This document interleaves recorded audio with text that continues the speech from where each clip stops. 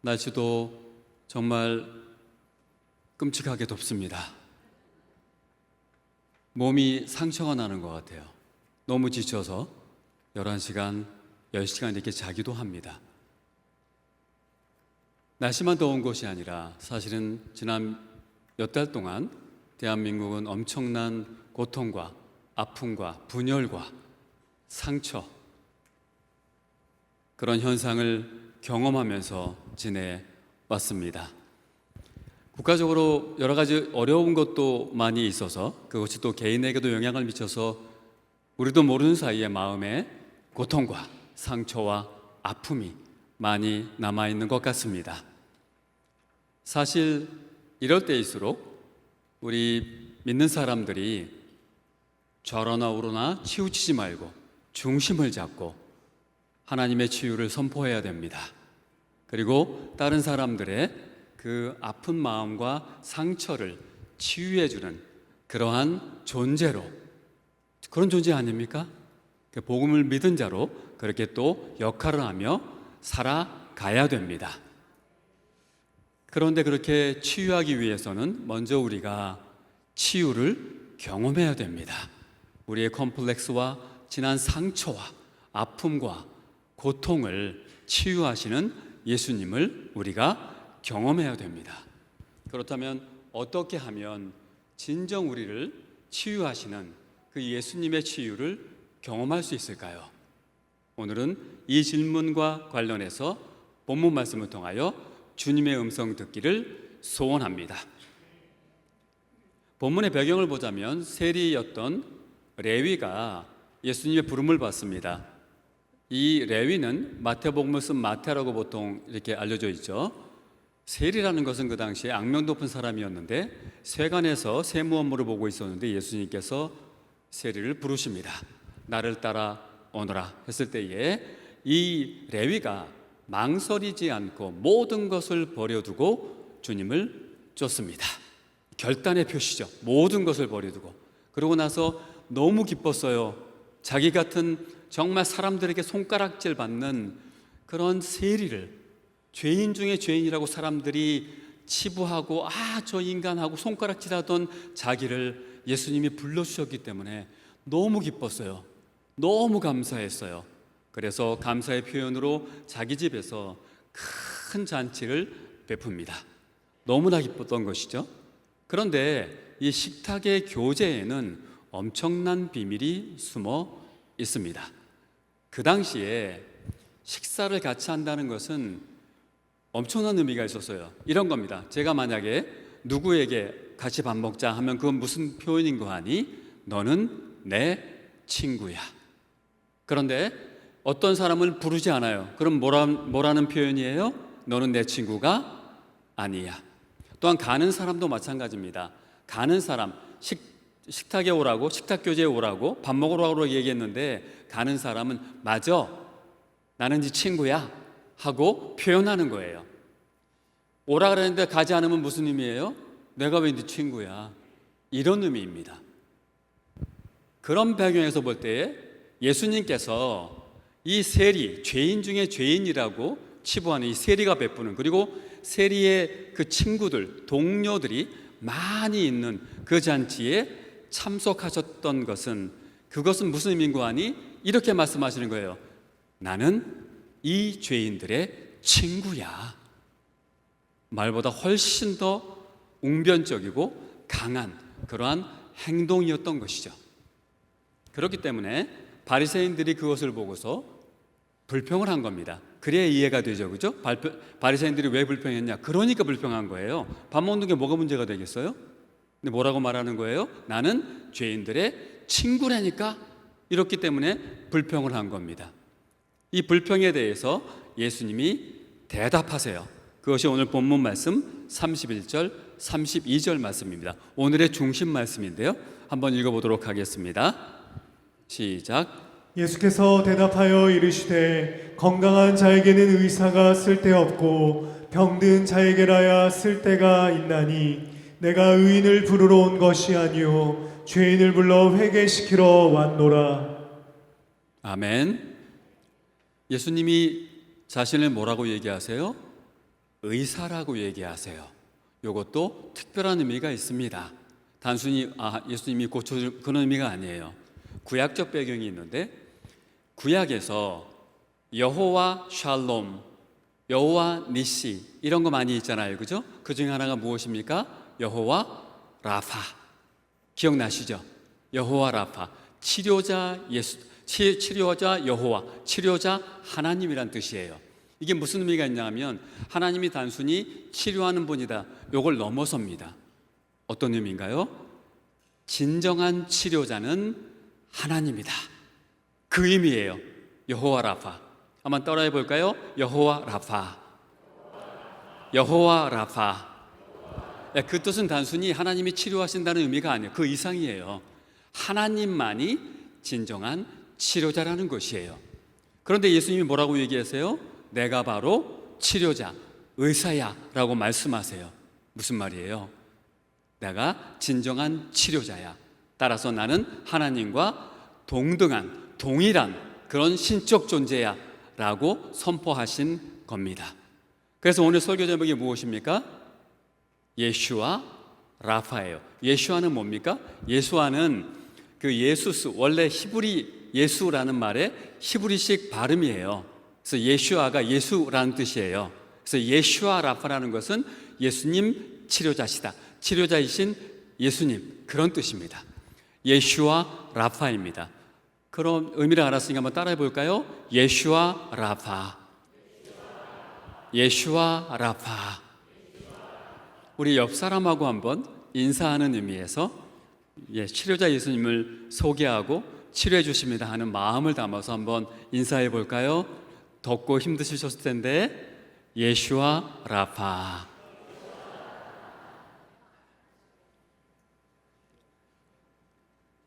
예수님은 바로 그러한 치료자, 진정한 치료자, 진정한 구원을 베푸시는 분이에요. 그런데 이 유대적 배경만 있는 것이 아니라 그리스 로마적 배경도 있어요. 의사와 관련해서는. 그 당시에 로마 세계에서 의사는 지금처럼 병원을 차려놓고 아픈 사람 오세요 하고 진료해주는 그러한 존재가 아니었어요. 그 당시 의사는 돌아다니면서 여기저기 이 동네 저 동네 이 집 저 집 돌아다니면서 아픈 사람이 있으면 그 사람을 치료해 주었어요. 예수님이 그런 존재라는 것이죠. 찾아가시는 예수님, 찾아오시는 예수님. 그래서 세리 레위에게 찾아가셨어요. 레위가 올 때까지 기다리시지 않고 레위가 일하던 그 세관에 직접 찾아가셔서 불러주셨어요. 예수님의 사랑이죠. 하나님의 사랑이죠. 우리가 하나님을 사랑하기 전에, 우리가 예수님을 사랑하기 전에 우리를 먼저 사랑해 주셨습니다. 그리고 우리의 모든 것을 고쳐주시는 그와 같은 분이라는 것을 이 내가 의사다 하는 이 예수님의 말씀 속에서 우리가 발견할 수 있습니다. 그리고 신약 성경에서 잔치는 하나님 나라의 잔치, 종말론적인 잔치를 상징해줘요. 그래서 예수님께서 레위가 베푼 그 잔치에 참여해서 죄인들과 같이 있다는 것은 장차 예수님으로 말미암아 이루어질 하나님 나라의 모습을 그려줘요. 그것은 무엇인가요? 더 이상 자기가 율법을 지켜서 어려워하는 사람들이 포함되는 가서 참여하는 그런 잔치가 아니라, 그런 나라가 아니라 어떤 나라라는 거예요? 죄가 있지만 예수님으로 말미암아 의롭게 된 사람들이, 우리 같은 이방인들이 다 그 나라에 포함되는 그러한 포괄적인 하나님 나라라는 사상을 보여줍니다. 그런데 여기서 한 가지 이상한 것이 있습니다. 어떤 것이 이상합니까? 예수님의 말씀을 들으면 마치 바리새인들이 의인인 것처럼 느껴져요. 그렇죠? 죄인을 부르러 왔지 의인 부르러, 너희 같은 의인은 필요 없어, 이렇게 말씀하시잖아요. 그러니까 무슨 생각이 듭니까? 바리새인들이 의인인가? 바리새인들은 의인인가요? 이게 판단이 안 되시면 지금 졸리신 거예요. 바리새인들이 의인인가요? 아니죠. 근데 예수님이 왜 이렇게 말씀하셨을까요? 풍자죠. 아이러니입니다. 너희들 의인이라고 그러는데 그렇지 않아.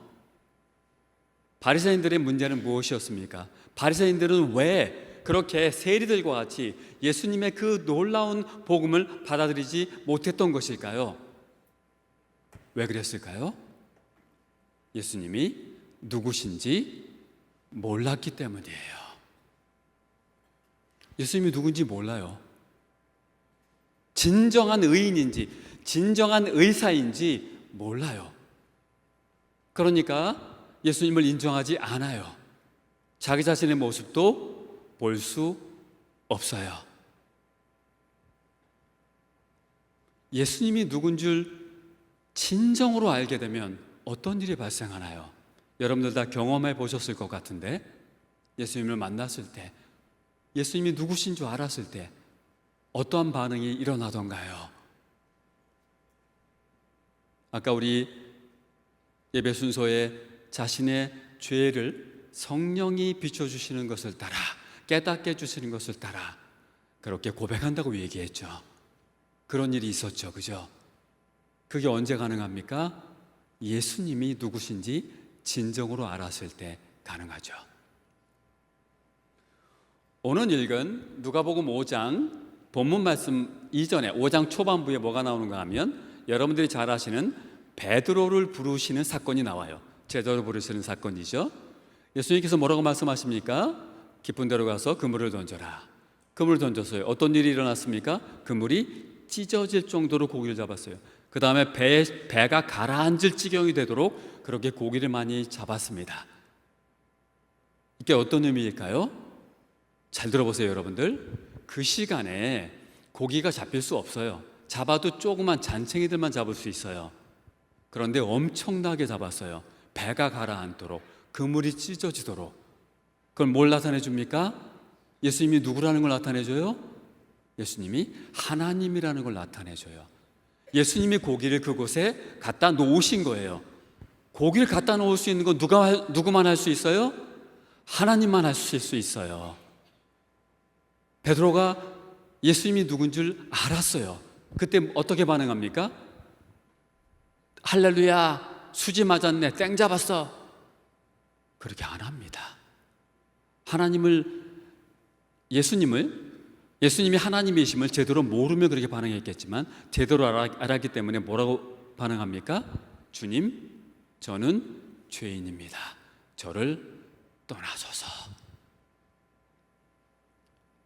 베드로는 어쩌면 예수님을 진정으로 만나기 전까지는 자기가 괜찮은 사람이라고 생각했을 수 있어요. 왜 그런가 하면 4장 말미에 보면 베드로의 장모를 예수님이 이미 고쳐주셨어요. 근데 그때에 베드로가 장모를 집에 모신 것 같아요. 베드로의 집에 장모님이 계셨어요. 베드로는 어떤 사람이에요? 아프신 장모님을 집에 모시고 오고 막 정이 많은 사람이에요. 또한 지금으로 하면은 짱이야, 팀장이에요. 사람들 모아서 같이 야 고기 잡으러 갑시다. 여러분, 다 와, 너 아무개도 와. 일할 거 없지? 일로 와 하고 데리고 가서 같이 일하게 해서 조업을 해서 고기 많이 잡고 그래서 삶을 살아가게 해주는 사실은 좋은 사람이에요. 그래서 아마도 베드로는 예수님을 만나기 전까지는 자기가 괜찮고 좋은 사람이라고 생각했던 것 같아요. 그런데 예수님을 만나자 완전히 꼬꾸라집니다. 왜 그랬을까요? 예수님 앞에서 자기가 누군지 발견이 되었기 때문이죠.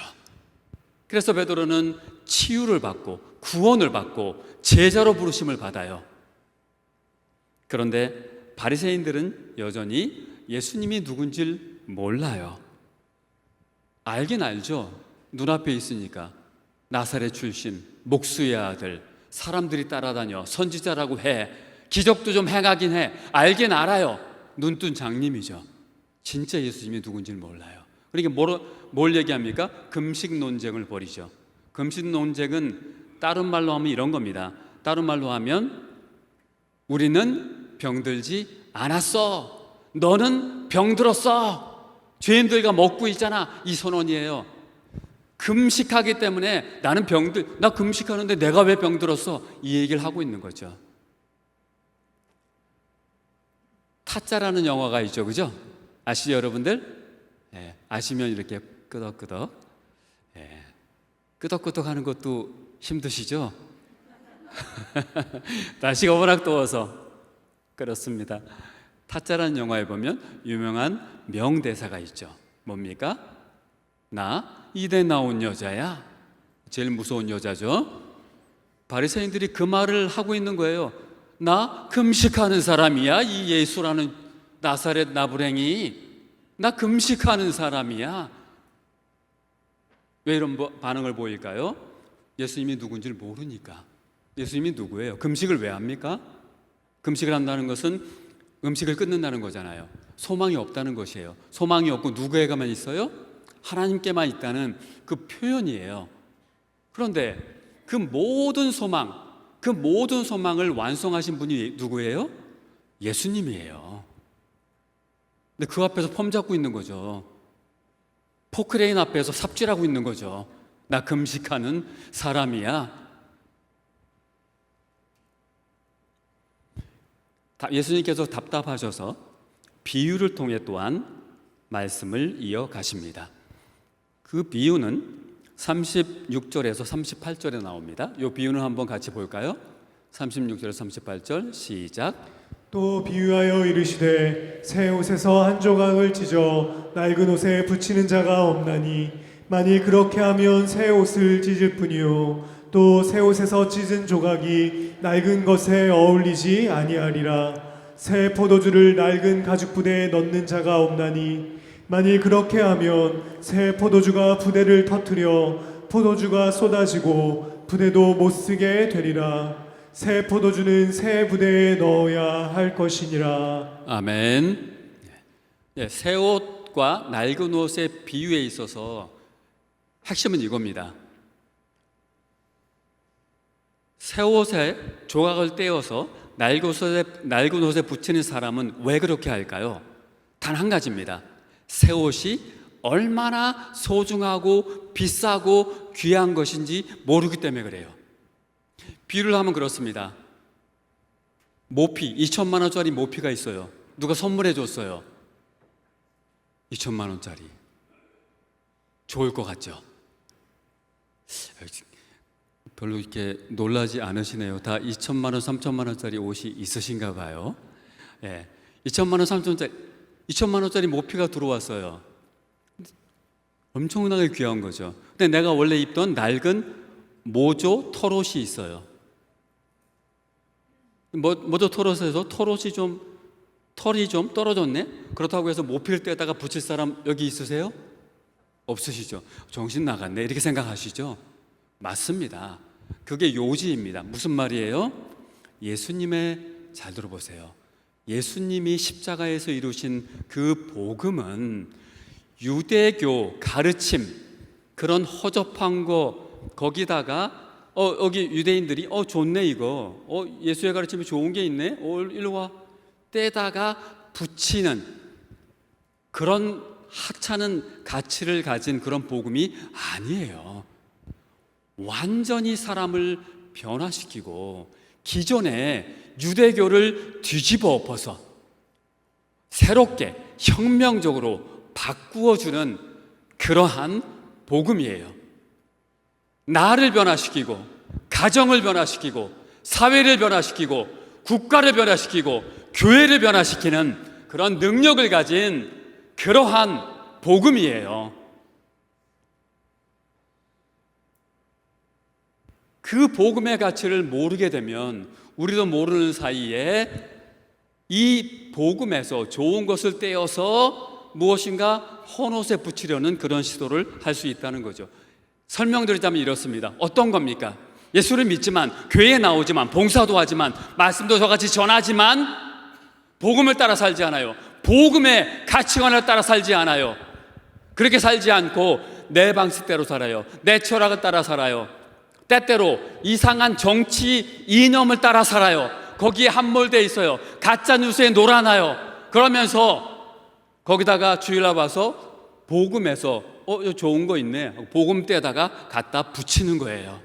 비유를 하자면 이 설명이에요. 그렇게 누가 하겠냐는 거죠. 누가 합니까? 복음이 2천만 원짜리 모피라는 사실을 모르는 사람이 그렇게 하죠.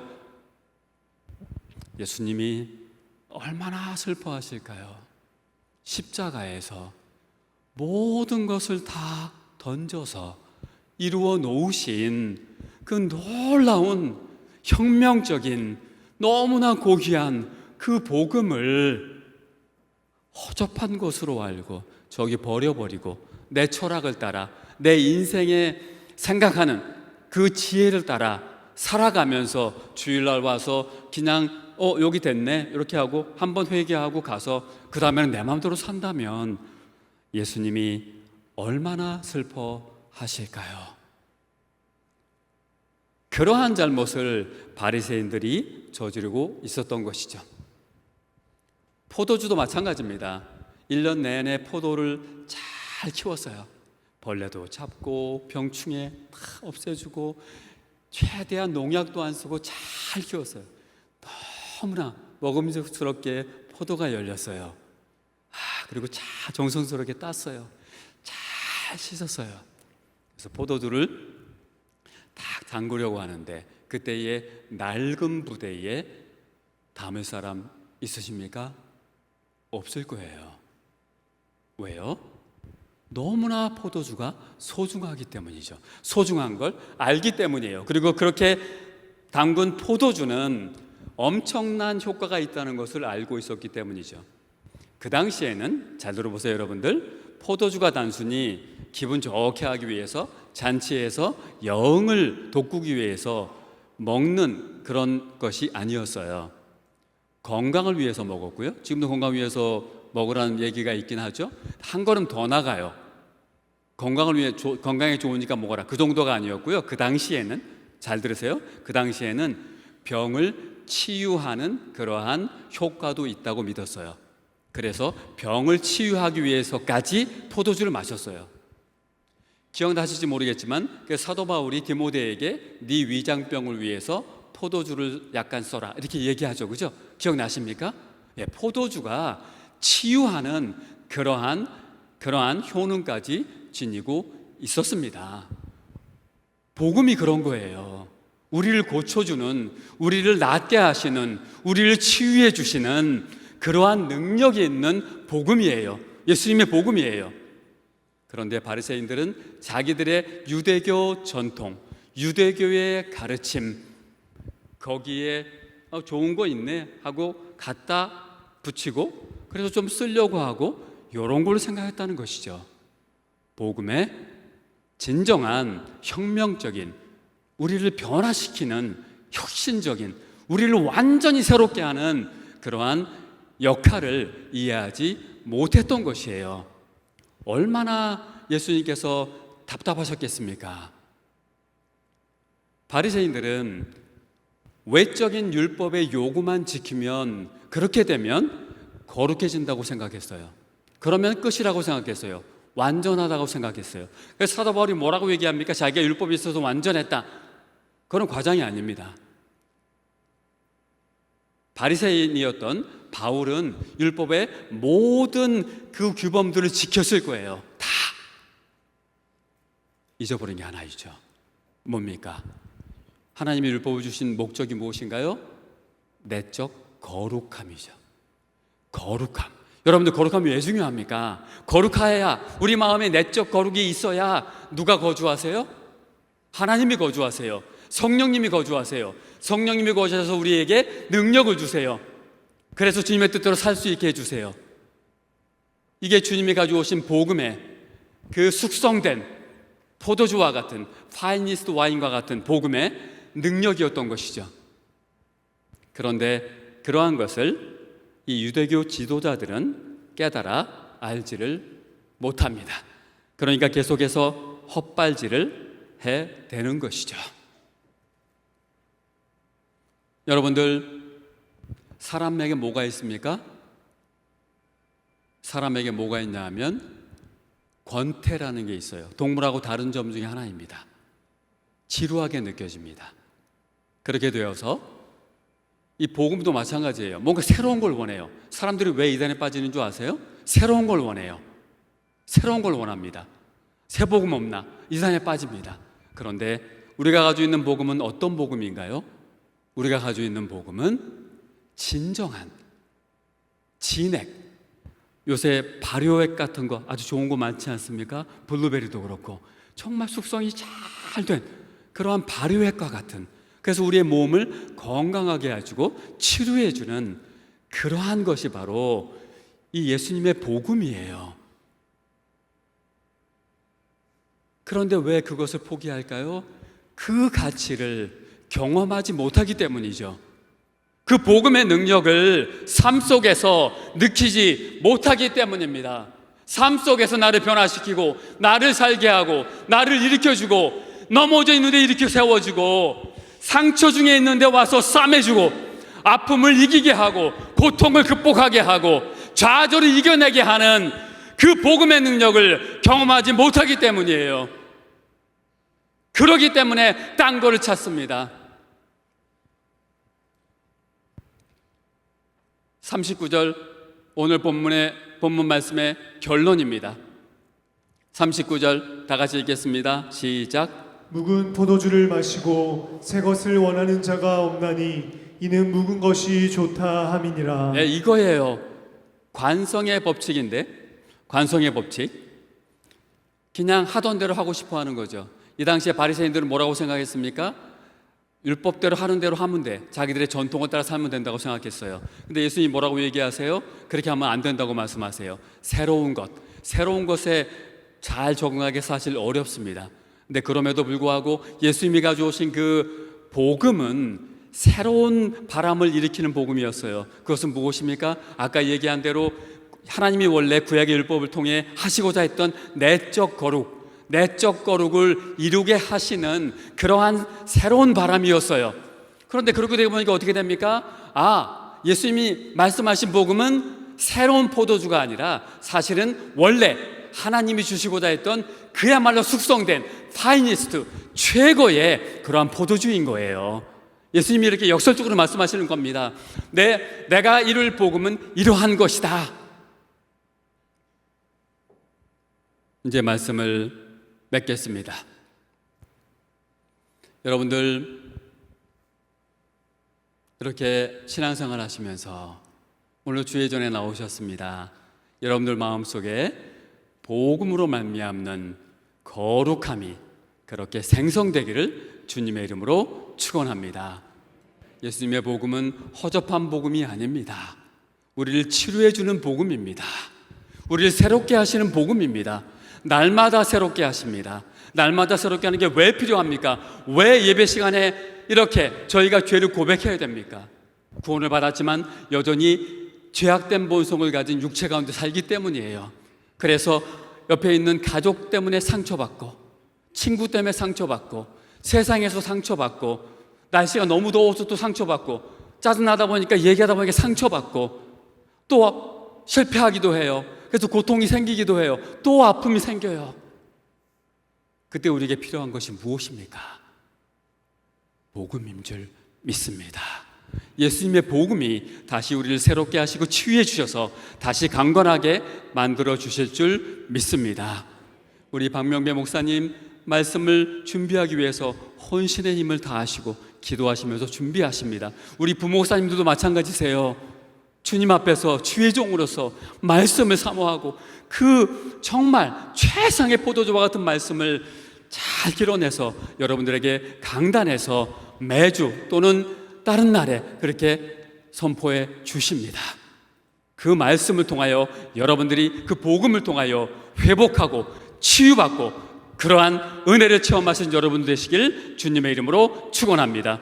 또한 여러분에게 치유받으셔서 치유의 경험을 이웃에게 나누어주고 그런 말미암아 이 송내 지역에 더 나아가서 이 부천 지역에 하나님의 은혜의 복음이 넘쳐나는 그러한 일을 함에 있어서 능동적인 역할을 하고 하나님을 기쁘시게 하는 그러한 여러분들 되시기를 존귀하신 예수님의 이름으로 축원합니다.